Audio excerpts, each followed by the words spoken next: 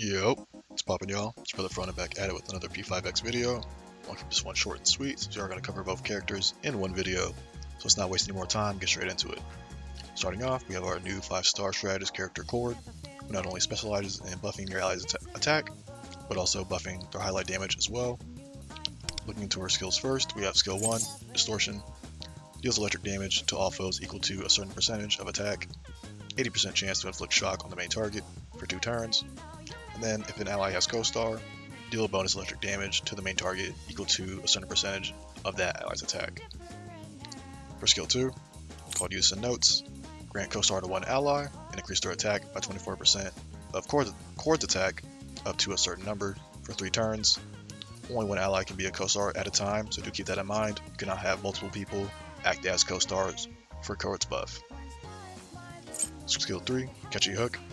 Immediately activate an ally's highlight and increase its damage by a certain percentage. The skill does not affect the target's highlight cooldown time, even if it activates a highlight. So basically don't look at this skill as cooldown reduction. It just more so enables your characters to use their highlights basically whenever, regardless of what the cooldown time actually is. When it comes to your own personal highlight, before ally actions, increase party's damage by a certain percentage, and while active, fill highlight gauge by 10% after each ally action up to 40%. Looking into her passives, the first one, Backing Track.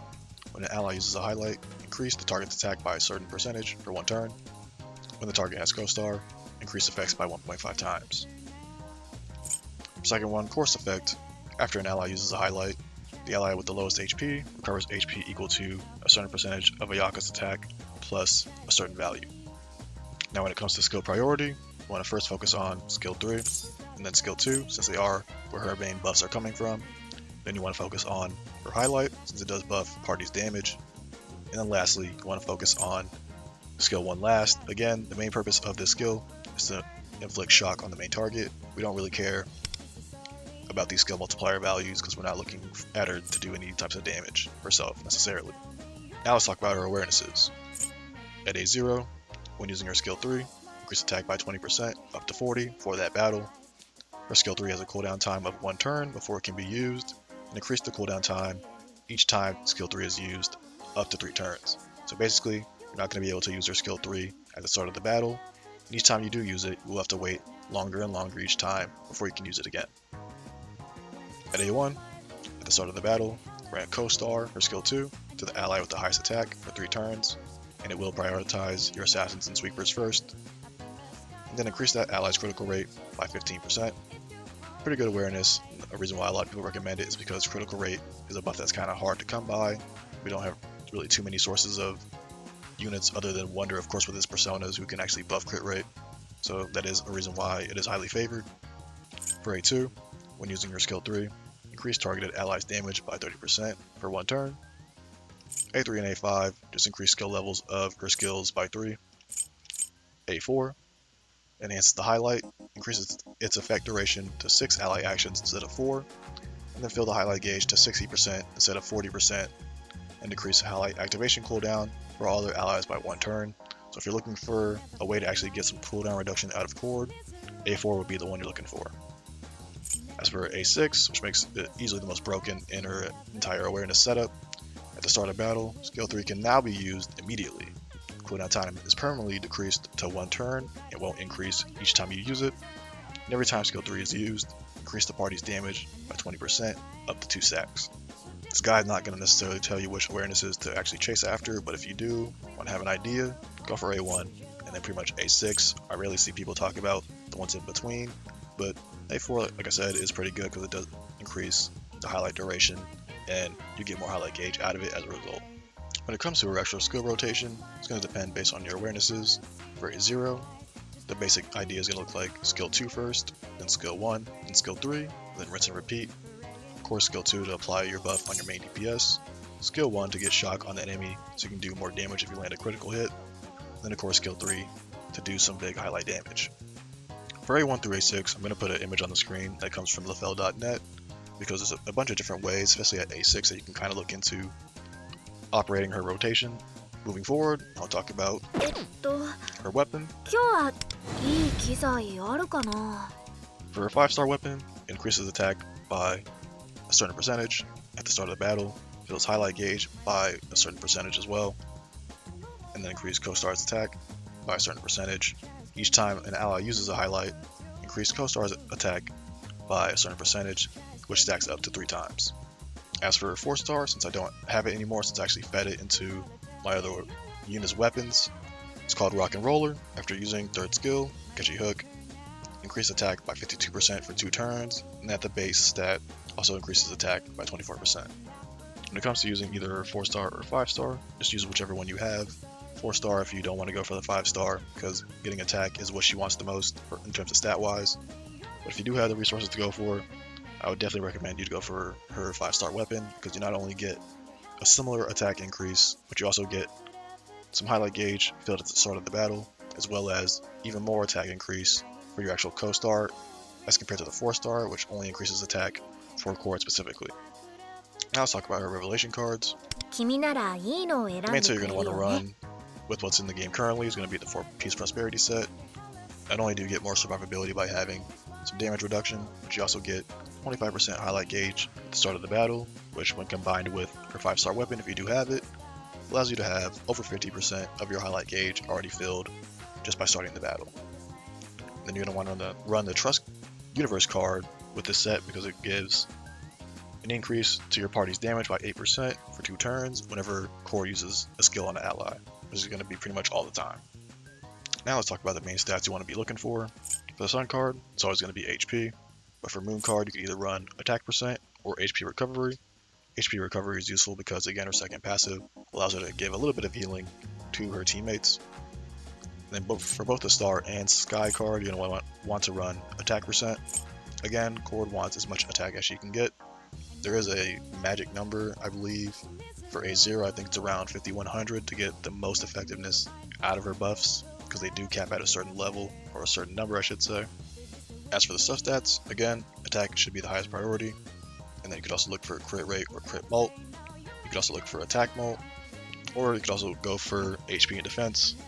And then personally, I would also recommend at least a little bit of speed. Again, if you're having trouble getting her to move before your main DPS, since that is the main goal, giving her a little bit of speed will help that out.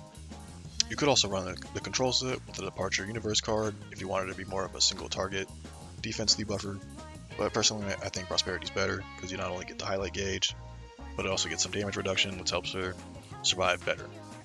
And also, if you're combining this highlight gauge with her 5-star weapon, having over 50% of highlight gauge already filled compared to 0 if you weren't using her at all is a pretty big difference.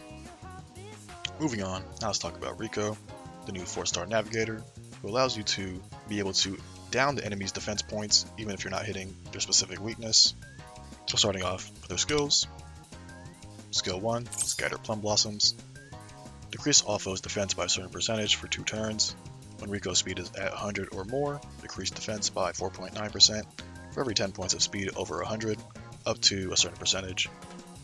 Also inflict Insight on the main target. Cooldown time for ally actions.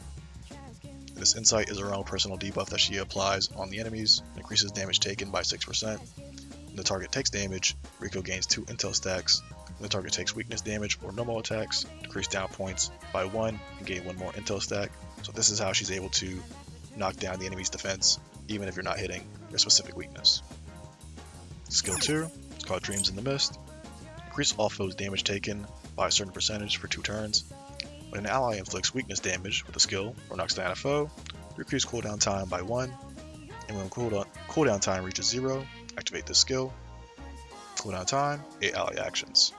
You're actually not going to really want to use the skill at all, simply because of this effect of when the cooldown reaches 0, it activates the skill automatically. Skill 3 is called Verngale Petals. Spend all intel stacks to grant Fair Winds to party for 1 turn, and restore targeted allies' HP by a certain percentage. What Fair Winds does is it increases damage to foes by a certain percentage, decrease more based on Rico's speed and the number of intel stacks spent. If Rico's speed is above 100, increase damage by 1.05% for every 10 points of speed over 100, up to a certain percentage. And the cooldown for this one is also 8 ally actions. It cannot be used when intel is less than 5 stacks. For her first passive, Springtime Tempest, at the start of the battle, if Rico's speed is above 100, increase party's HP by 6, attack by 2, and defense by 2 for every 1 point of speed over 100. It can increase to a cap of a certain amount for each one respectively. Her second passive, Plum Blossom Glory, increases 1 more in all-out attack damage by a certain percentage. For skill priority, max out her skill 3 first, then her skill 1, then skill 2. Now let's look at her awarenesses. At a 0, for every 3 ally actions, inflict insight on the foe with the most down points. When a foe with insight takes damage, it loses all insight stacks and Rico gains intel. For A1, at the start of the battle, inflict insight on the foe with the most down points. A2, after using Growing Gale Petals, inflict insight on the foe with the most down points.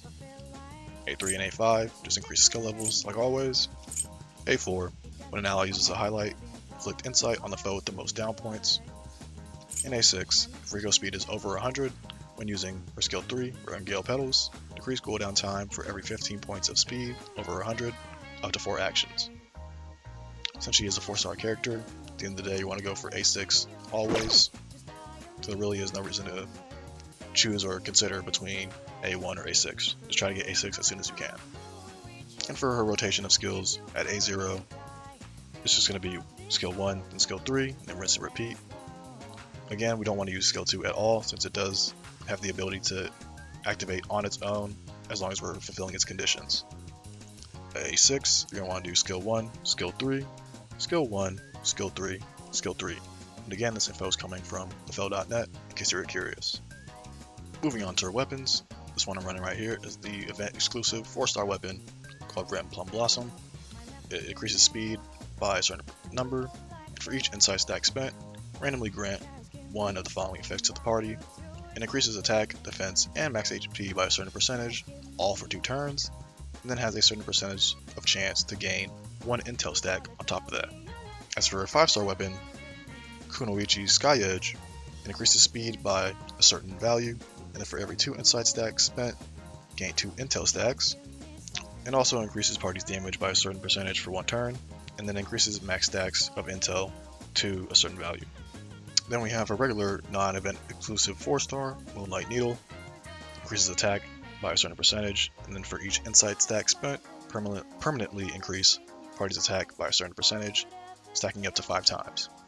When it comes to which weapon you should be using or prioritizing, if you do not have the 5-star weapon just because you got lucky on summoning for the weapon banner, then just go for the event exclusive 4-star weapon, since you're able to get all of its copies relatively easily. But if you happen to be watching this video when the event is no longer here, then just use a regular 4-star. Now let's talk about revelation cards. For the set, you're going to want to run the brand new labor set, because it basically is the new tried and true navigator set, because it not only increases max HP by a certain percentage, but also when equipped for navigators, or elucidators how they call them in this game, during battle it increases the party's max HP, attack, and defense by 8% respectively.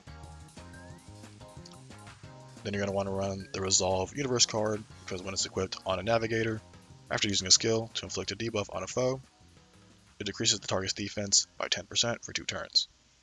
As for the actual stat values of what you want in your cards, again, HP on the sun always. For Moon, you're going to want either attack percent or attack mult. For the Star, you're going to want either crit rate or crit mult. And then for Sky, you're going to want speed. Speed is the most important because, again, a lot of her kit revolves around how much speed she has, so make sure you get a speed main stat card for the Sky, and then you do want to get as much speed as you can as well in your substats. And then for Star, as well as the Moon, if you're wondering why we have offensive stats on her, especially like the Star where we have either crit rate or crit mult, it's again because of Navigator's passes where they give a certain percentage of their stats to the entire team. Other substats you could look for outside of speed could be crit rate, crit mult, attack, or attack mult. And that's pretty much going to do it for this video. If you guys enjoyed, let me know if you guys appreciate these quicker, more condensed videos where I do all the characters in one, or if you would rather see individual videos for each character where I could also potentially show off some gameplay. But with that being said, it's boy Frona, have a good night, and I'll see you guys in the next one. Peace out, y'all.